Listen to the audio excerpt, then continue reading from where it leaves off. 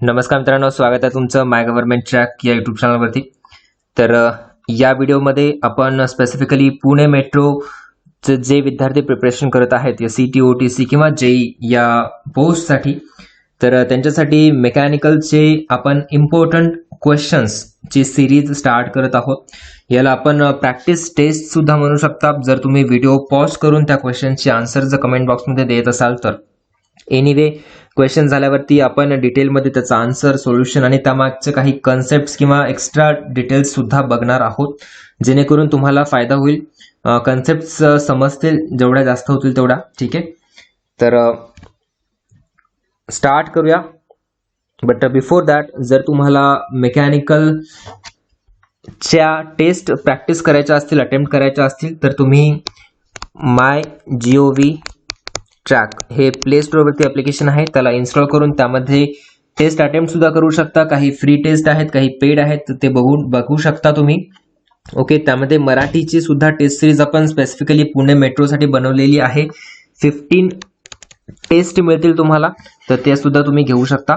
Okay, चला तर start करूया. आणि जर तुम्ही आतापर्यंत चॅनलला सबस्क्राईब नसेल केलं तर सबस्क्राईब करून बेल आयकॉन प्रेस करा, जेणेकरून अशाच प्रकारचे अपडेट्स तुम्हाला मिळत जातील. So starting with the first question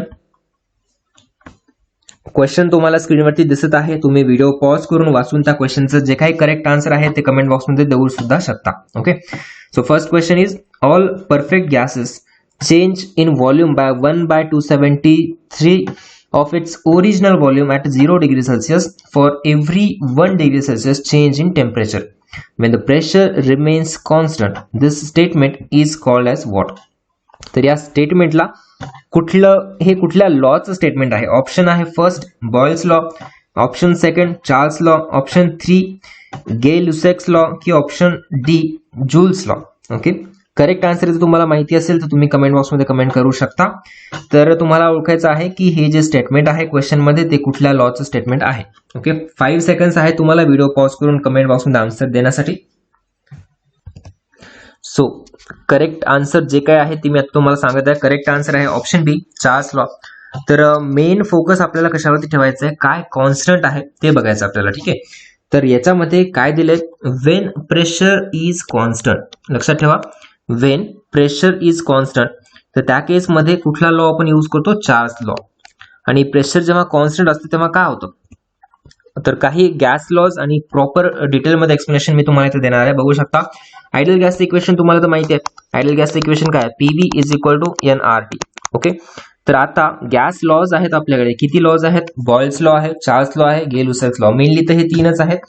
तर यावर क्वेश्चन एखादा आला तर येऊ शकतो एक्झाम मध्ये. तर 1 बाय 1 बघूया.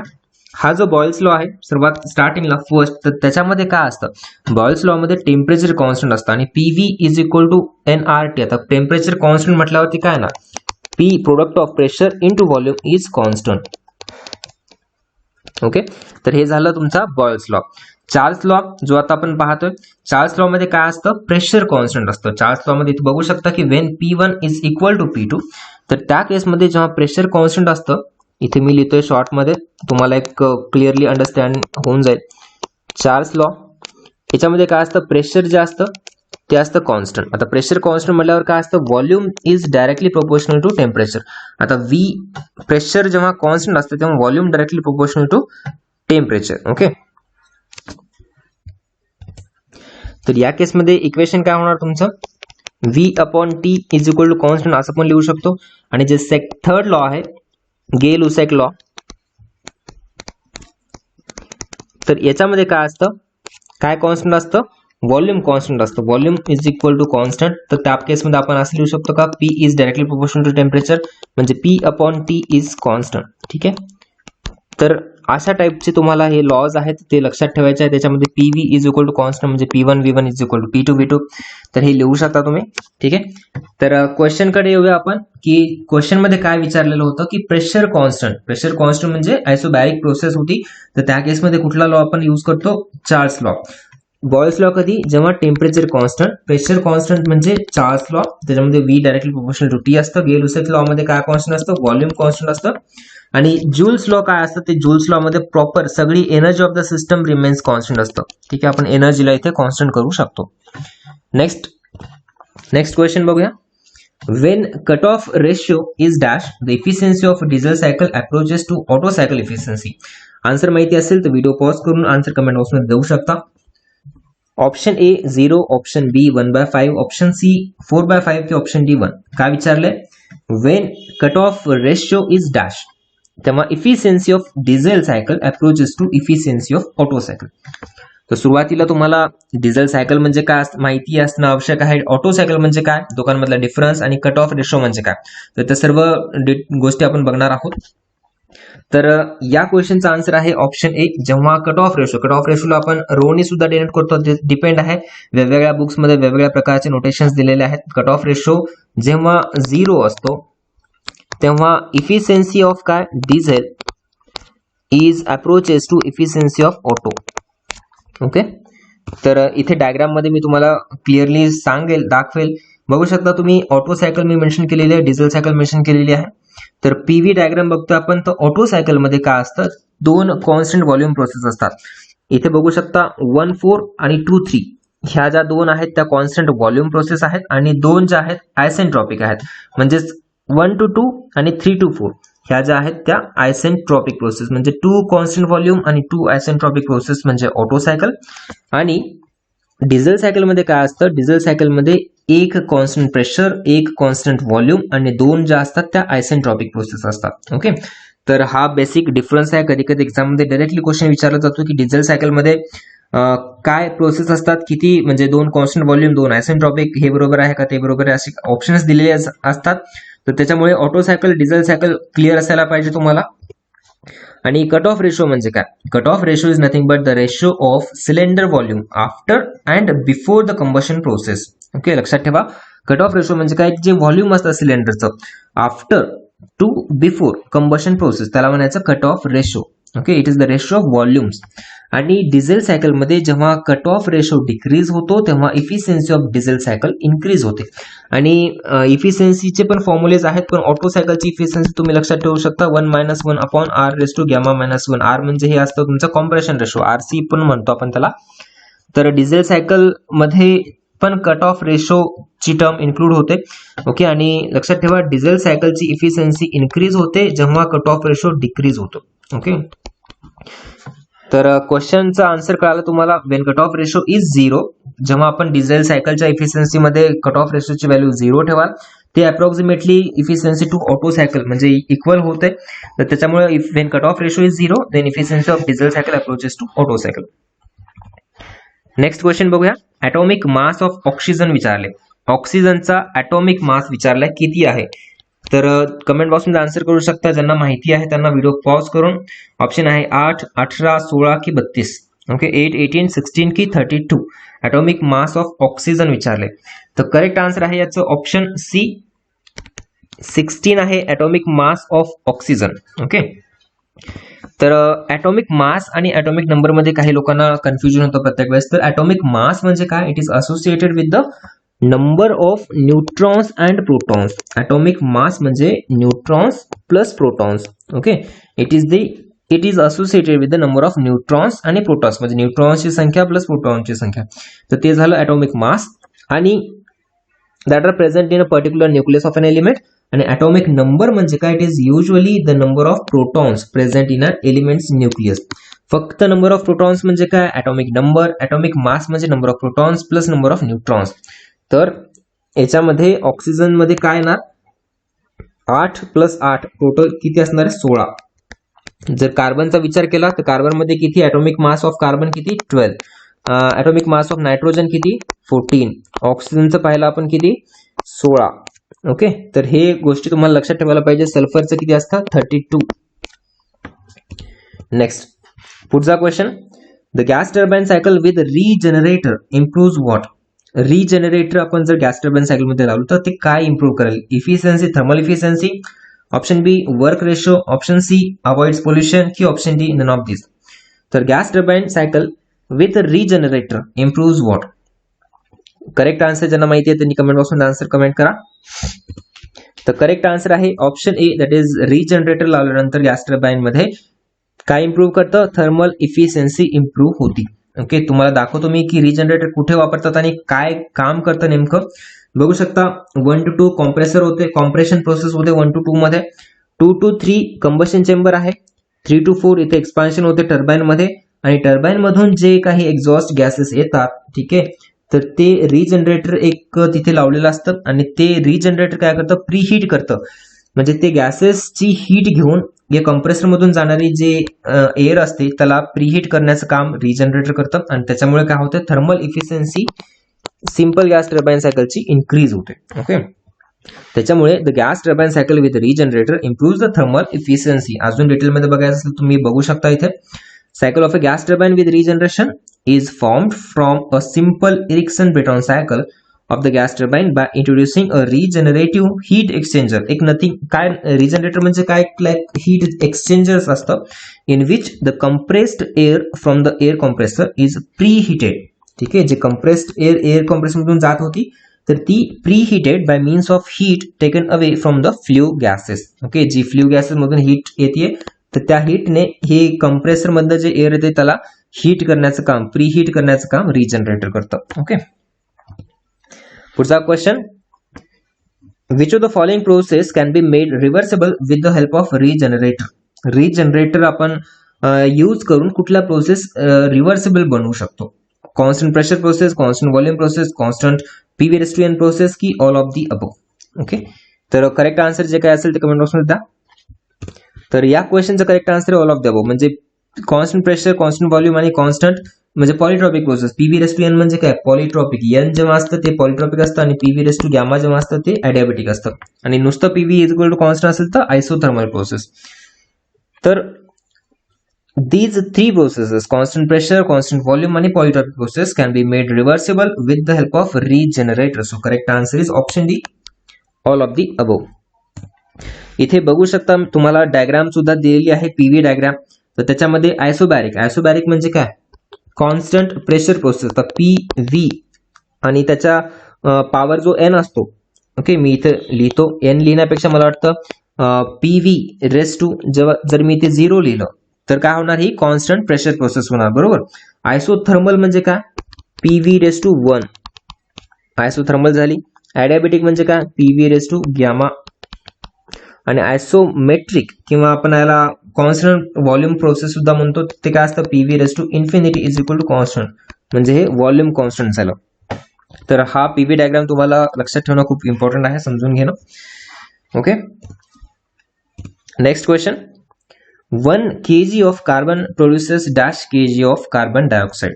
सिंपल क्वेश्चन आहे, 1 kg of carbon produces dash kg of carbon dioxide. ज्यांना आन्सर माहिती असेल किंवा कॅल्क्युलेट करून काढू शकता असेल तर काढा.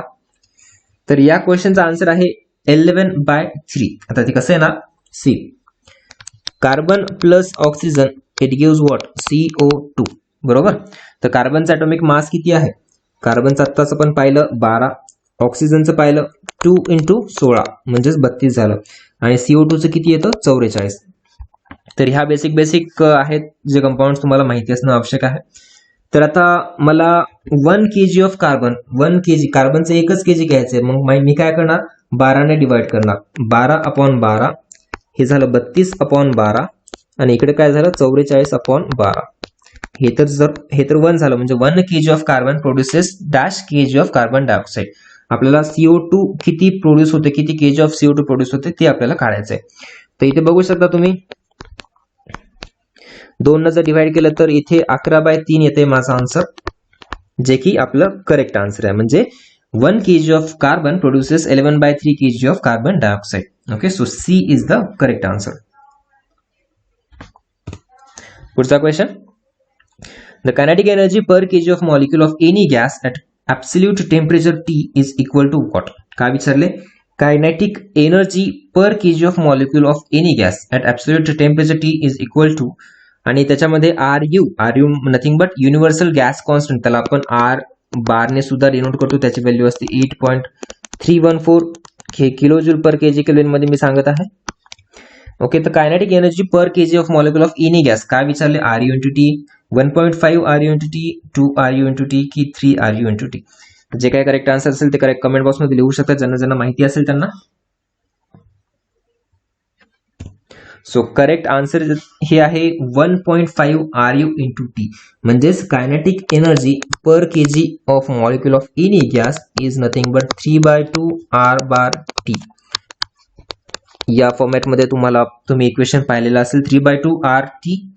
इथे बघू शकता average kinetic energy according to the kinetic theory of gases the average kinetic energy per mole of gas molecules can be calculated as 3/2 into R into T. Okay, important आहे कायनेटिक एनर्जीच्या थेरी पण वाचून घ्यायचं तुम्हाला, तुमच्याकडे एखादं book वगैरे असेल तर. नेक्स्ट क्वेश्चन बघूया. If in the equation PV raised to n is equal to C, the value of n is infinity, then the process is called what? आत्ताच आपण लास्ट क्वेश्चन मध्ये पाहिलं PV raised to n ची value जी constant असते त्याच्यामध्ये ते काय म्हणतात, n ची व्हॅल्यू जर मी इन्फिनिटी ठेवली तर ती कुठली प्रोसेस होती. तर मी तुम्हाला परत ती डायग्राम दाखवतो. सी PV n ची व्हॅल्यू आपण इन्फिनिटी ठेवली तर ती कुठली प्रोसेस होती, कॉन्स्टंट व्हॉल्यूम प्रोसेस, बरोबर. तर या क्वेश्चनचा आन्सर काय असेल, मग काय असेल क्वेश्चनचा answer, option A that is constant volume process.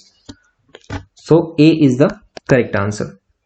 आणि होमवर्कसाठी सुद्धा मी क्वेश्चन एक देणार आहे, त्याचा आन्सर तुम्हाला कमेंट बॉक्समध्ये द्यायचाच आहे. आणि जर तुम्हाला टेस्ट सिरीज अटेम्प्ट करायच्या असतील तर तुम्ही अटेम्प्ट सुद्धा करू शकता, कारण टेस्ट सिरीज पण आपण प्रोव्हाइड करतोय पुणे मेट्रोच्या रिलेटेड. ज्या लेवलचे क्वेश्चन्स एक्झाम मध्ये एक्सपेक्टेड आहेत त्या लेवलचे क्वेश्चन्स आपण टाकलेले आहेत टेस्ट सिरीज मध्ये सुद्धा, तर त्या तुम्ही बघू शकता. फ्री टेस्ट सुद्धा आहेत, अटेम्प्ट सुद्धा करू शकता. ओके, नेक्स्ट क्वेश्चन बघूया. The value of specific heat at constant pressure CP is dash than that of constant volume. CP काय असतं CV पेक्षा, तुम्हाला माहिती आहे CP ची व्हॅल्यू किती असते, 1.005 किलो जूल पर केजी केल्विन, आणि CV ची व्हॅल्यू किती असते 0.718 किलो जूल पर केजी केल्विन. CP म्हणजे specific heat at constant pressure, CV म्हणजे specific heat at constant volume. तर CP ची व्हॅल्यू कधी पण ग्रेटर असते CV पेक्षा. आणि एनिवे जर तुम्ही हे इक्वेशन जर पाहिलं असेल CP minus CB is equal to R, म्हणजेच काय CP म्हणजे काय R प्लस CB, राईट. म्हणजे CP एनिवे मोठी आहे CV पेक्षा, कारण CV मध्ये आपल्याला R ऍड करावं लागतंय, तेव्हाच CP इक्वल होतोय. म्हणजेच काय CP always greater than CV. इथे बघू शकता डेफिनेशन प्रॉपरली की CV specific heat constant volume म्हणजे काय, is the amount of heat required to raise the temperature of unit mass of gas by 1 degree at constant volume. आणि same आहे CP साठी सुद्धा, is the amount of heat required to raise the temperature of unit mass of gas by 1 degree at constant pressure. आणि CP minus CB is equal to R, याला आपण Myers equation सुद्धा म्हणतो. लक्षात ठेवा, मेयर्स इक्वेशन एक्झाम मध्ये विचारलं जाऊ शकेल. नेक्स्ट क्वेश्चन 10th नंबरचा. The efficiency of a diesel cycle depends upon what. Efficiency of diesel cycle depends on temperature limits, pressure ratio, compression ratio की cut off ratio and compression ratio. तर efficiency of diesel सायकलचं formula जर तुम्हाला माहिती असेल तर तुम्हाला याचा आन्सर डायरेक्टली येऊन जाईल. ज्यांना माहिती आहे तर त्यांनी कमेंट बॉक्समध्ये व्हिडिओ पॉज करून आन्सर देऊ शकता. तर करेक्ट आन्सर आहे option D that is cut off ratio आणि compression ratio. Efficiency of diesel cycle is depends on cut off ratio आणि कॉम्प्रेशन रेशो. तर बघू शकता इथे फॉर्म्युला काय आहे इफिशियन्सीचा, efficiency 1 - 1 upon R raise to gamma -1 in bracket alpha raise to gamma -1 divided by gamma into alpha -1. तर याच्यामध्ये अल्फा जे आहे ते कट ऑफ रेशो आहे, R जे आहे ते कॉम्प्रेशन रेशो आहे. म्हणजेच efficiency of diesel cycle is depend upon both. Okay, आणि इफिशियन्सी ऑफ ऑटो सायकल विचारलं, it depends only on the compression ratio. का, कारण त्याचा इफिशियन्सीचा फॉर्म्युला असा असतो, एवढाच बस, R raise to gamma -1 1 - 1 upon R raise to gamma -1, that's it. तो efficiency of auto cycle is depend only on compression ratio and efficiency of diesel cycle is depends on both, that is compression ratio and cut off ratio. Next question. The efficiency of Carnot cycle is. Carnot सायकलची efficiency विचारले where T1 is the highest temperature आणि T2 is the lowest temperature during the cycle. तर option वाचण्याची गरज नाहीये, ज्यांना माहिती आहे त्यांनी कमेंट बॉक्समध्ये आन्सर देऊ शकता. कार्नोट सायकल, पहिल्यांदा तर हे सांगा तुम्हाला माहित असेल की कार्नोट सायकल मध्ये कुठल्या प्रोसेस असतात, 2 कुठल्या असतात आणि बाकीच्या उरलेल्या 2 कुठल्या असतात. ठीक आहे, तर व्हिडिओ पॉज करून आन्सर देऊ शकतो तुम्ही. मी आता आन्सर सांगत आहे, option C is the correct answer. तर efficiency of Carnot cycle is 1/T2 minus T1, किंवा आपण त्याला असं पण लिहितो T1 मायनस T2/T1, एकच झालं ते. ओके, तर कार्नोट सायकलची इफिशियन्सी 1 मायनस T2/T1. तर कार्नोट सायकल मध्ये 2 आयसोथर्मल असतात आणि 2 ॲडियाबॅटिक ज्या प्रोसेस असतात ते बघू शकता. 2 isothermal 2 isentropic process PV diagram मध्ये अशी असती डायग्राम कार्नोट सायकलची, आणि त्याची इफिशियन्सी असती 1 मायनस T2/T1. ओके, आता 12 नंबरचा क्वेश्चन आहे, तुम्हाला कमेंट बॉक्समध्ये त्याचा आन्सर द्यायचा आहे. The gas in a cooling chamber of a closed cycle gas turbine is cooled at what? Option A, constant volume, constant pressure, constant temperature, की none of this. Simple closed gas turbine मध्ये विचारले cooling म्हणजे gas in a cooling chamber of a close cycle gas turbine ते कुठल्या process through होतो. Okay, तर जे correct answer जे काही असेल ते तुम्ही कमेंट बॉक्समध्ये द्या. आपण नेक्स्ट लेक्चर मध्ये हे कव्हर करूया क्वेश्चन, आणि अजून पुढचे नेक्स्ट 10-12 क्वेश्चन्स आपण कव्हर करत जाऊ, आणि जेणेकरून तुम्हाला एक रिव्हिजन होईल, एक प्रॅक्टिस टेस्ट म्हणून पण तुम्ही इथे देऊ शकता. व्हिडिओ जेव्हा अपलोड होईल तेव्हा तुम्ही बघून पॉज करून त्याचा आन्सर्स कमेंट बॉक्समध्ये देऊ शकता. ओके, आणि माय GOV ट्रॅक हे आपलं ऍप्लिकेशन आहे, तुम्ही एनिवे बघू शकता. इथे पुणे मेट्रोची टेस्ट सिरीज आहे, 349 प्राइस आहे, आणि त्याच्यामध्ये टोटल तुम्हाला 70 टेस्ट मिळतील. 70 टेस्ट मध्ये सब्जेक्ट वाईज ज्या टेस्ट असतील त्या 56 असतील. फुल लेंथ टोटल फुल सिलेबसच्या 4 टेस्ट असतील, ऍप्टिट्यूडच्या 5 असतील, आणि रिझनिंगच्या 5 असतील, आणि मराठीच्या सुद्धा 5 असतील. ओके, तर टोटल टेस्ट ज्या असतील त्या टोटल टेस्ट ज्या असतील त्या 70 आणि प्राइस आहे 349. तर तुम्ही एनरोल करू शकता. बऱ्याच विद्यार्थ्यांनी ऑलरेडी टेस्ट अटेम्प्ट करणं सुद्धा चालू केलेलं आहे. त्यांचे मार्क्स वेळोवेळी मी टेलिग्रामच्या ग्रुपवरती शेअर करतच असतो. डिस्क्रिप्शन मध्ये ऍपची लिंक, टेलिग्राम चॅनलची लिंक सुद्धा मेन्शन केलेली आहे, तर तुम्ही जॉईन करू शकता. एनिवे आपण टेलिग्रामवरती पण बऱ्याच क्विज वगैरे कंडक्ट करत असतो, तर ते पण तुम्हाला एक फायदा होईलच. आणि काही क्वेरीज डाऊट्स असतील तर तुम्ही कमेंट बॉक्समध्ये कमेंट करू शकता. व्हिडिओ आवडला असेल तर लाईक नक्कीच करा आणि मित्रांसोबत शेअर सुद्धा करा. Thank you so much for watching this video. Thank you.